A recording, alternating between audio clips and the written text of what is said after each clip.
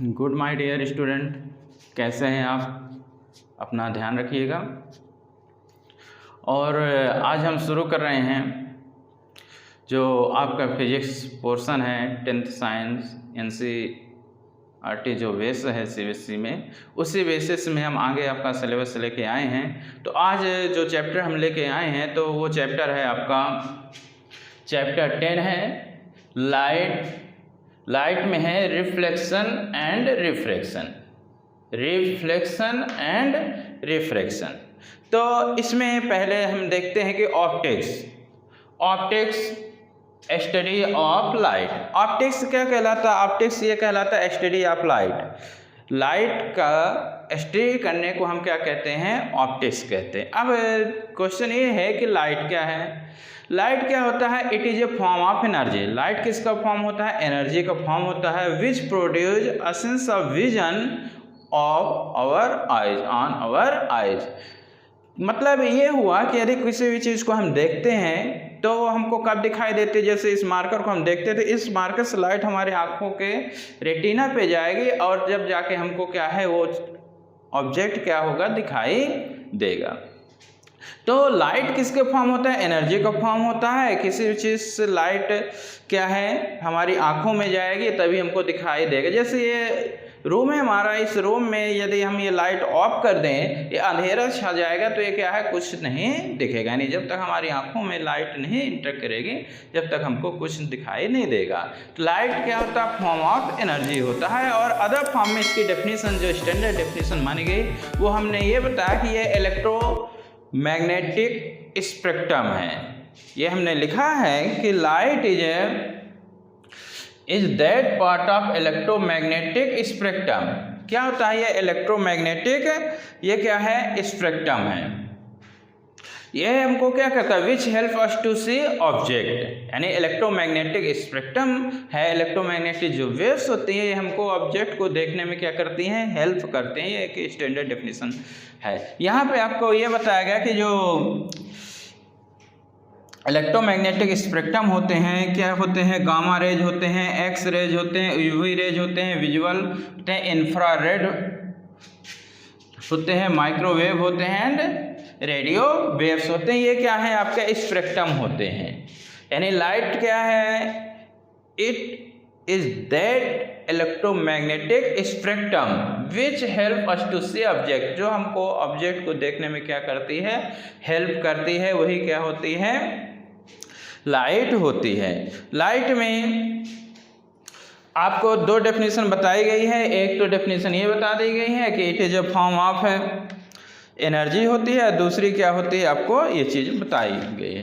तो ये क्या होता है? इलेक्ट्रोमैग्नेटिक वेव्स होते हैं। अब इसमें ये है कि जो हमारे स्पेक्ट्रम है, स्पेक्ट्रम में आप देखेंगे कि जैसे ये है gamma rays, X rays, UV rays, यहाँ पे हमको चीज़ें दिखाई नहीं देगी। यानी इंफ्रारेड, माइक्रोवेव हमको कितने में दिखाई देती है? केवल इतने में। ये इतने में हमको क्या होता है? ऑब्जेक्ट दिखाई देता है। उसकी जो रेंज होती है 3800 एंगस्ट्रॉम टू 7800 एंगस्ट्रॉम होती है। अथवा इसको एक उस प्रकार भी ले सकते हैं कि कहाँ से कहाँ तक ले सकते हैं, यानी 4000 एंगस्ट्रॉम टू 8000 एंगस्ट्रॉम। इतनी रेंज में हमको क्या होती हैं? चीज़ें दिखाई देती हैं। Gamma rays, X rays, UV rays इनमें हमको दिखाई नहीं देगी। इंफ्रारेड और माइक्रोवेव इनमें नहीं दिखाई देगी। हमको क्या है?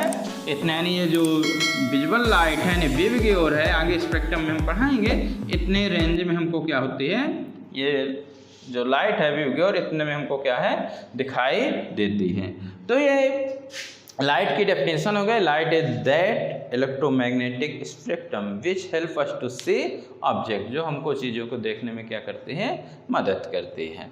अब इसमें जो लाइट है, light travel in straight line. Light कैसे ट्रेवल करती है? इसको लिख लीजिए।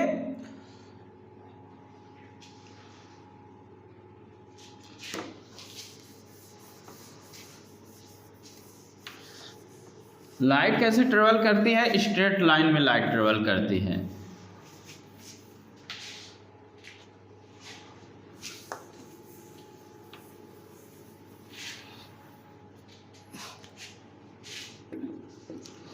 Light travels in straight line. Light कैसे ट्रेवल करती है? एक स्ट्रेट लाइन में लाइट क्या करती है? ट्रेवल करती है। और जैसे ये है, ये जो पाथ ऑफ लाइट है, जो पाथ ऑफ लाइट है, द पाथ ऑफ लाइट है, हम क्या कहते हैं उसको? इट्स कॉल्ड रे। जो पाथ ऑफ लाइट है उसको हम क्या बोलते हैं? रे बोलते हैं। और जो बहुत सारी जैसे ये लाइट, ये इस प्रकार है, ये जो बंडल है, क्या है? बंडल है। बंडल ऑफ जो रेज है, ये जैसे ये पाथ है, ऐसे लाइट ऐसे ट्रेवल कर रही है, पाथ ऑफ जो लाइट है उसको हम क्या बोलेंगे? रे बोलते हैं। ऐसे लाइट ऐसे ये ट्रेवल कर रहे हैं, उसका जो पाथ है उसको हम क्या बोलेंगे? रे। और जो ये रे का जो बंडल है उसको बीम ऑफ लाइट बोलेंगे। The bundle of rays are called beam of light. Bundle of rays are called beam of light. Light always travel in straight line. The path of light is called ray. The bundle of rays are called beam of light. Light के जो अलग अलग medium होते हैं, अलग अलग medium में speed of light क्या होती है? अलग अलग होती है। जैसे एयर मीडियम में जो लाइट की स्पीड है वो अलग होती है, ग्लास में अलग होती है, और वाटर में स्पीड ऑफ लाइट अलग होती है। वो हम बता दे रहे हैं यहाँ पे क्या क्या स्पीड ऑफ लाइट होती है।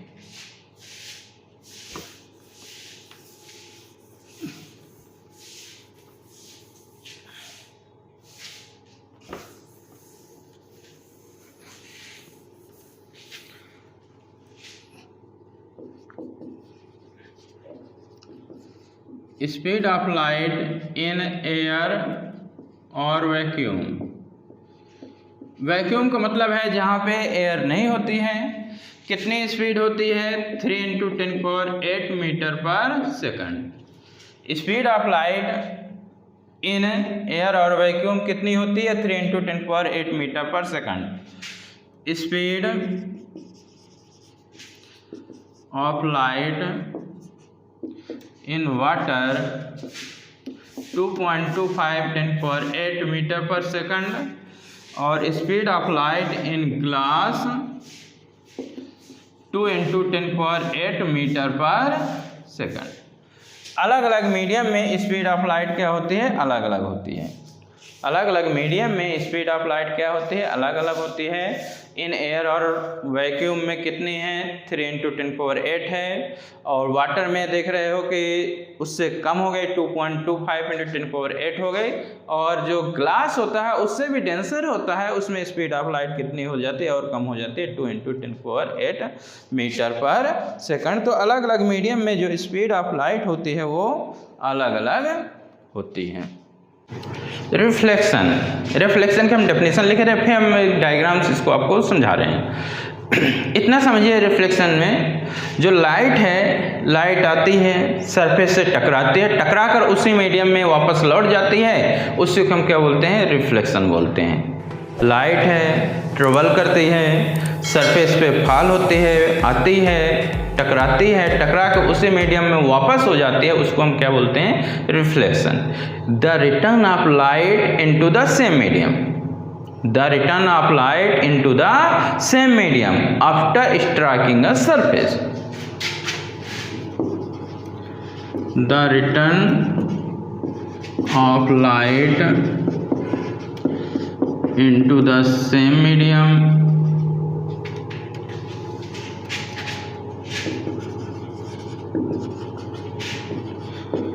after striking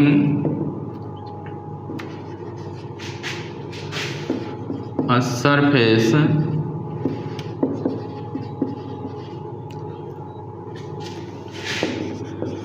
reflex। डायग्राम में समझिए, ये हमारा एक सरफेस है। क्या है? ये एक सरफेस है। कैसा सरफेस है? पॉलिश सरफेस है। जैसे घर में मिरर यूज करते हो उस तरह ये एक सरफेस हो गया। यहाँ पे ये लाइट आई, ये इस पॉइंट में टकराई, इस पॉइंट को हम पॉइंट ऑफ इंसिडेंस कहते हैं। क्या कहते हैं? Point of incidence. और जो लाइट आ रही है, मान लो AO नाम दे दिया, उस लाइट को हम क्या बोलते हैं? इंसिडेंट रे बोलेंगे। ये लाइट कहाँ पे आई? पॉइंट ऑफ इंसिडेंस में। इसको M1 M2 नाम दे दिए, ठीक है। और ये इससे टकरा के क्या हो रही है? उसी मीडियम में क्या हो रही है? वापस हो रही है। मीडियम इसमें नहीं चेंज होगा, तो ये B नाम दे दिए। ये हमने क्या नाम दे दिए? Reflected ray.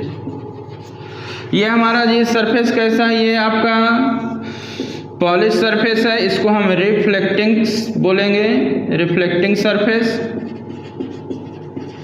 इसमें कोई भी लाइट यानी इंसिडेंट हो रही है, किस पॉइंट में इंसिडेंट हो रही है? पॉइंट ऑफ इंसिडेंस में इंसिडेंट हुई। यहाँ पे स्ट्राइक की टकरा के उसी मीडियम में क्या हो रही है? वापस हो रही है।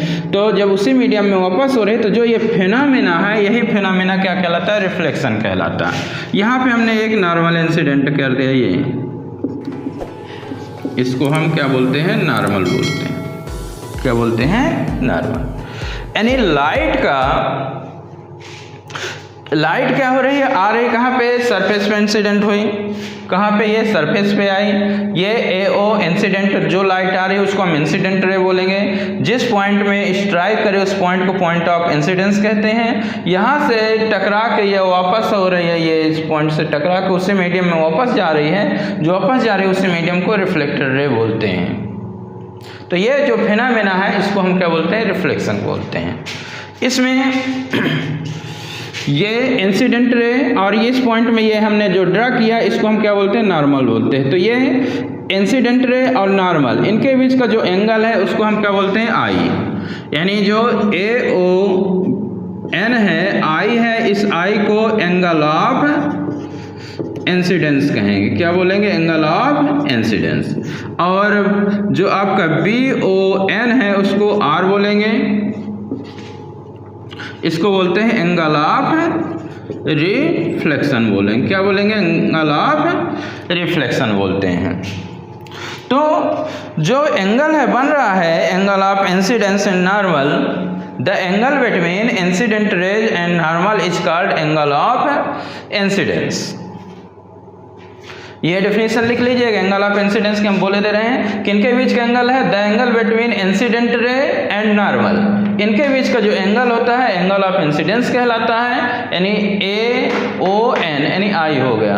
और जो रिफ्लेक्टेड रेज एंड नॉर्मल, इनके बीच का जो एंगल बनता है एंगल ऑफ रिफ्लेक्शन कहते हैं। क्या कहते हैं? एंगल ऑफ रिफ्लेक्शन कहते हैं। इसके जो लॉज होते हैं इसमें दिमाग में रखना है कि इसमें मीडियम चेंज नहीं होता है। जितने स्पीड से लाइट स्ट्राइक करे उतने स्पीड से स्ट्राइक के बाद वापस जाएगी। यानी एयर की बात करेंगे तो ये कितने स्पीड से आएगी? 3 × 10⁸ स्पीड से आएगी। स्ट्राइक करने के बाद ये उसी मीडियम में वापस चली जाएगी। स्पीड उसकी चेंज नहीं होती है। स्पीड नहीं चेंज होगी, यानी फिनोमेना रिफ्लेक्शन। स्पीड चेंज हो गई, रिफ्रैक्शन। स्पीड चेंज हो गई, रिफ्रैक्शन होता है। इसमें स्पीड ऑफ लाइट चेंज नहीं होती है। इसमें इतने पॉइंट क्लियर हो गए। M1 M2 हमारा reflecting surface, O point of incidence, AO incident ray, OB reflected ray, ON normal, I angle of incidence between incident raise and normal, reflected ray and normal, इनके बीच का angle है angle of reflection. ठीक, इसी के ला समझिए।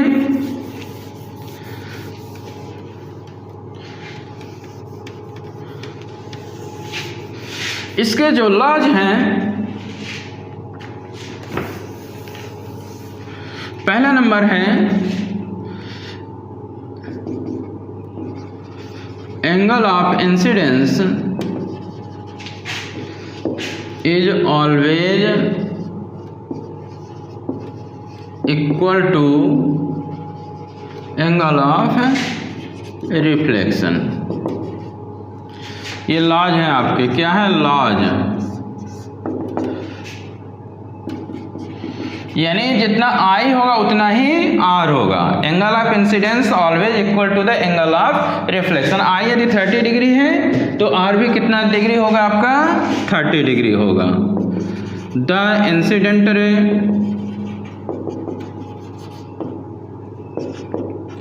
Reflected ray and normal at the point of incidence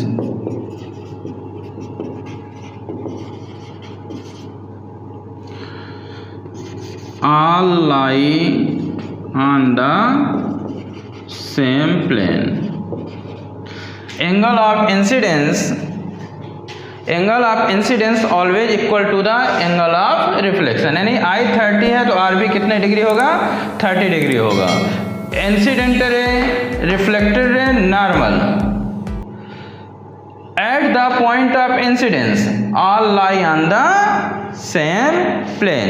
ये laws होते हैं।